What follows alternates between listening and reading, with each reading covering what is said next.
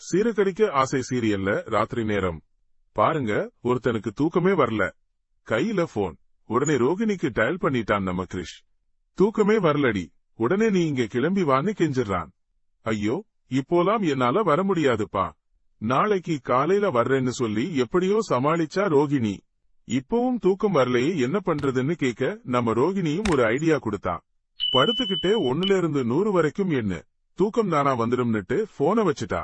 சரியான நேரத்துல மனோஜ் உள்ள வந்து யார் கூட பேசிட்டு இருந்தேன்னு கேட்க, ஆர்டர் கொடுத்தவங்க கிட்டதான்னு சொல்லி பட்டுன்னு சமாளிச்சா ரோகிணி.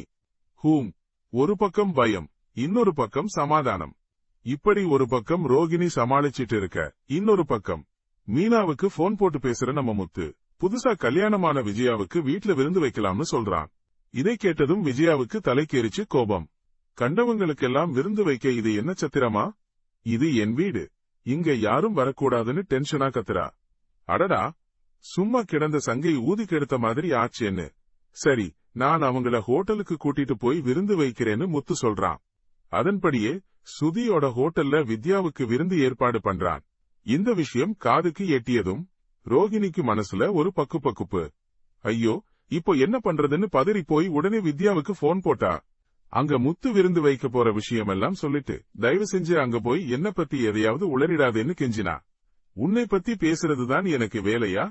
நான் அங்க போய் ஜாலியா இருக்க போறேன், தயவு செஞ்சு போனை வைன்னு வித்யா பட்டுன்னு பதிலடி கொடுத்தா. மீனா தன்னை பத்தி ஏதாவது துருவி கேட்டுடுவாளோன்னு ஒரு பயம். அதான் ரோகிணி அப்படி பேசியிருக்கா. இப்படி ஒரு பக்கம் பயத்துல இருக்க, இன்னொரு பக்கம் கிருஷை பார்க்க தன் தோழி வீட்டுக்கு போற ரோகிணி அங்க அவனோட கொஞ்சி பேசிட்டு இருக்கா. அப்பப்ப அங்க வந்து கிரிஷோட பாட்டி லக்ஷ்மி ரோகிணியை கூப்பிட்டு பேசினா.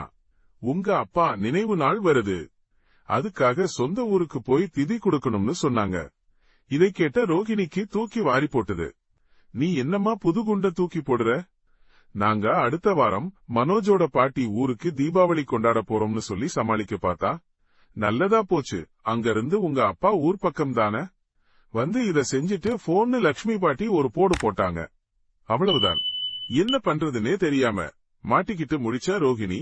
அடடா, ஒரே ஒரு விஷயத்துல மாட்டிக்கிட்டு இப்படியெல்லாம் திண்டாடுற ரோகிணி இதுல இருந்து எப்படி தப்பிக்க போறா? இனி என்ன நடக்க போகுதுன்னு பொறுத்திருந்து பார்க்கலாம். ட்ரெண்டிங் நண்பன் சேனலை சப்ஸ்கிரைப் பண்ணுங்க. இந்த வீடியோ பிடிச்சிருந்தா லைக் பண்ணுங்க, ஷேர் பண்ணுங்க. அடுத்த வீடியோல பார்ப்போம்.